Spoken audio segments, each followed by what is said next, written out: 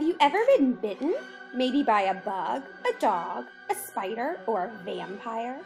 Well, do I have a story for you? I have been bitten by all of those things, except perhaps the vampire.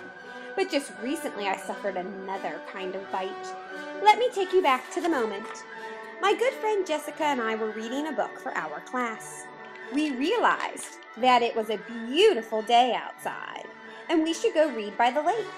It seemed like a perfect peaceful setting to read. When we first arrived at the lakeside, I took off my socks and shoes, sat next to the lake, dipped my feet into the water, and began to read. Jessica, however, noticed all the ducks and decided she would feed them. She rummaged through her purse and found a bag of Cheez-Its. When I looked up and saw her opening the bag, I yelled to her, "Don't feed the ducks! They'll never leave us alone!" She laughed, thinking I was just being dramatic, and threw a handful of crushed up Cheez-Its on the ground. Immediately, a flock of ducks swarmed the pile of crumbs and began to inhale the cheesy treat. The ducks came from every direction. Several swam over, which made me jump up, dry off my feet, and put my socks and shoes back on. Jessica continued to feed them, and we laughed at the fact that we were now surrounded by ducks. I finally broke out of the circle of ducks and jumped over to the bench. I sat on the bench, book in hand, watching Jess feed the ducks as they tracked her, wanting more to eat. I was laughing at her predicament, since I had tried to warn her. And that's when it happened, the dreaded bite. One gigantic duck had broken away from the group and snuck up behind me. Then he stuck out his fat neck and bit the back of my ankle. What was my reaction, you ask? Well, the same as anyone's who was just bitten by a colossal duck. I jumped up and screamed, "A duck just bit me!" I did a little dance next to the lake while Jessica laughed at me. Luckily, I had just put my shoes back on, because that's where his massive teeth and rigid beak had just sunk in. I probably would have lost my foot otherwise. Once I finally calmed down and gathered up our books and headed back to class, I am not planning on feeding those ducks ever again.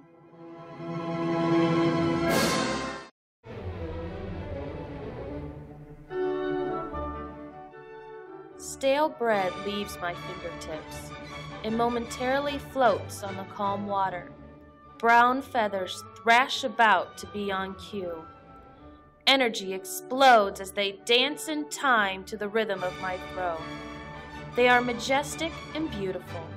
It is like watching a company of ballerinas performing a perfect tour jeté.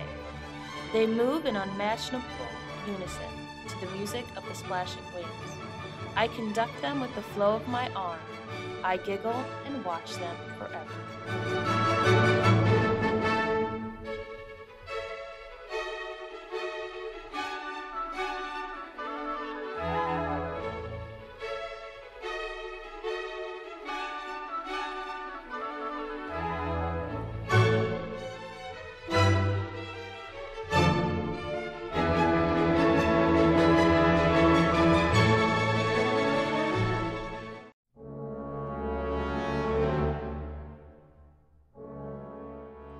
Life as a duck is simple and carefree.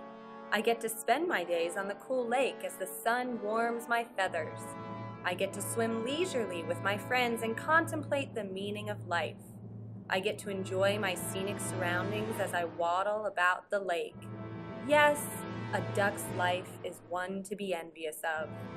For the most part, we are not a bothersome species. In fact, it seems like most humans find us cute and adorable.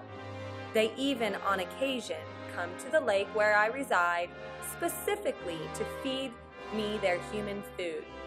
We love the small morsels of stale bread and crackers and the occasional cookie that are gently tossed our way.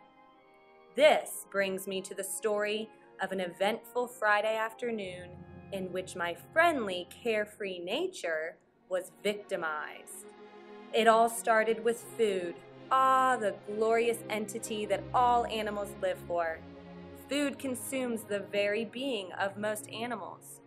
We ducks spend our days foraging for bugs in the grass and catching small fish that swim beneath us. We do not heckle others for food. We simply show true excitement when we or one of our fellow ducks happen upon something edible. The particular Friday that I speak of was like any other. Swim, waddle, swim, quack. Like I said, a very normal day. We had some human visitors that had brought along some very tasty cheese crackers. As the humans crumbled up and threw the crackers our way, my friend and I eagerly swarmed the food. After only a few bites, I noticed my friends started to back away. I thought that this was very strange, but that maybe they were just backing up to offer me more. That's nice, I thought. I was, however, horribly mistaken. My friends were not retreating out of kindness. They were being bullied out of the very crackers that were intended for them. By whom, you might ask? None other than the rudest of all the bird species, the geese. These were not geese that we frequently shared our territory with.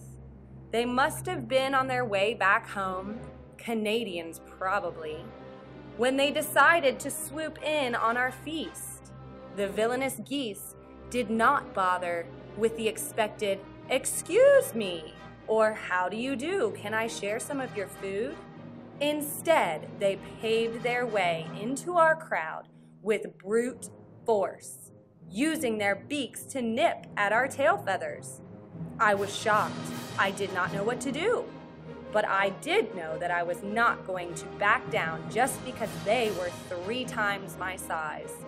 I pushed ahead, bobbing and weaving through the grass like Michael Jordan on the basketball court. I could see the fear in our human visitors' eyes. They, like us, did not seem to think fondly of the geese.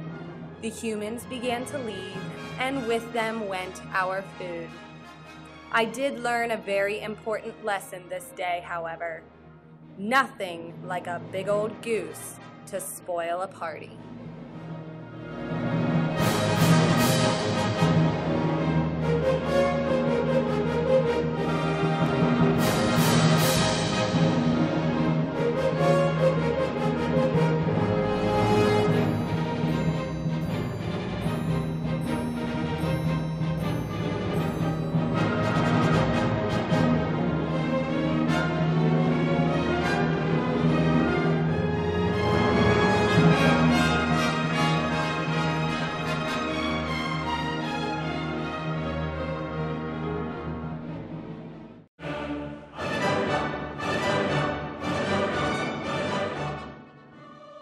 The duck is truly a majestic creature.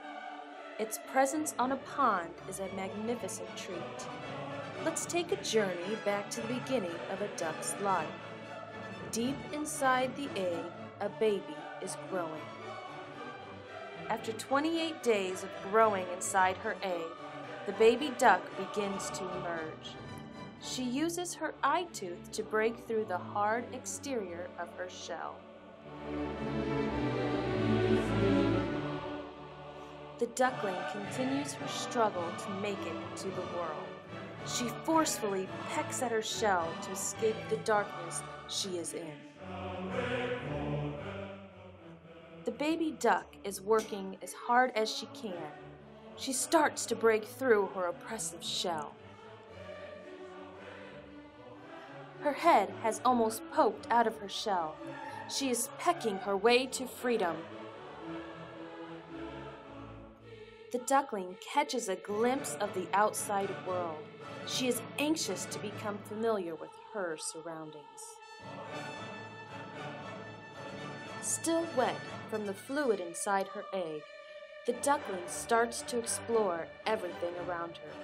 She wonders where her mother is.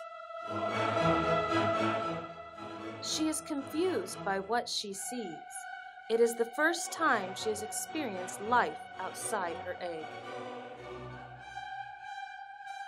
The baby duck is clean and dry. Her feathers are fluffy and water-resistant to protect her when she swims. She looks peaceful after her hard day of work. She is waiting to learn about her new world. Soon, she will grow into a majestic adult and lay her own eggs. But today she rests and enjoys her first day of life.